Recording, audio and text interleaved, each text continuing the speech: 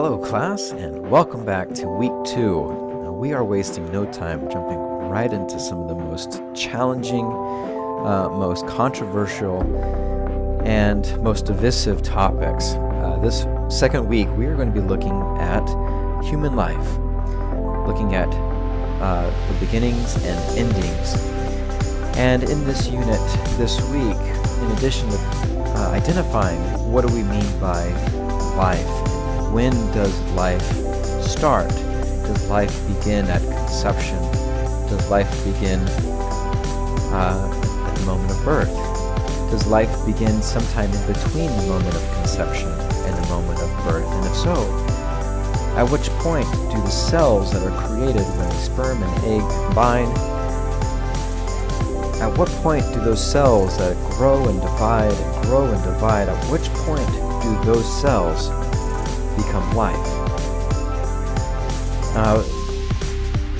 Being able to answer that question may help you as you understand the ways that you feel about issues about abortion. Many people, I'll wait. So that is a big topic. In addition, this week we'll also be talking about death. When does life end? What does death mean? How does one classify another as being dead? Is someone who is brain dead considered dead? So someone who has very little functioning in their brain, are they dead even if they have a heartbeat? And what if somebody doesn't have a heartbeat? Does that mean that they are dead, given that many people have been brought back after their hearts have stopped? There's an interesting ethical dilemma here. For instance, many years ago, there was a woman named Terry Chavino. I believe that was her last name, Chavino. She lived in Florida, and she lived in a vegetable state. She lived with the assistance of machines and had been kept alive in this coma for 10 or 12 years. And over that time, of course, medical bills continued to rise. Her family was unable to move on. She showed no signs of continuing, and if they took her off the machine, she would die immediately. And her husband decided that he wanted them to turn off the machines, in effect having her die. Now, is that murder? If someone is alive and another one orders them to die, is that murder? And who has the right to make that decision, as she was unable to make that decision for herself? Is it fair for her husband to make that decision on her behalf?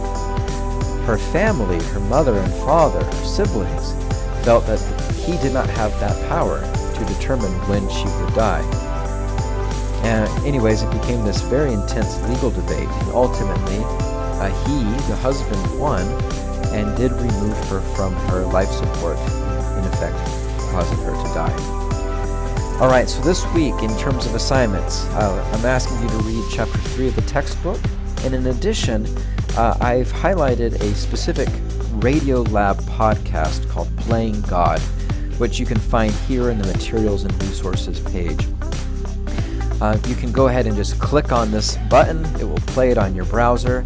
If you'd rather download it, you can do so on your favorite podcast player on your phone. You can go to its website and download it there. But I would like for you to listen to this Radio Lab program.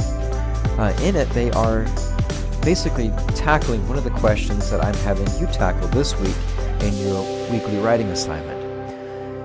In essence, after Katrina, the hurricane, struck New Orleans, there was a single hospital that continued to operate. They had doctors who were there. The streets were flooded. Nobody could come in, nobody could come out. And the doctors there and the nurses worked to keep those patients that were already there alive. And there were many people there, some of whom were extremely ill, many of whom needed machinery in order to continue to live.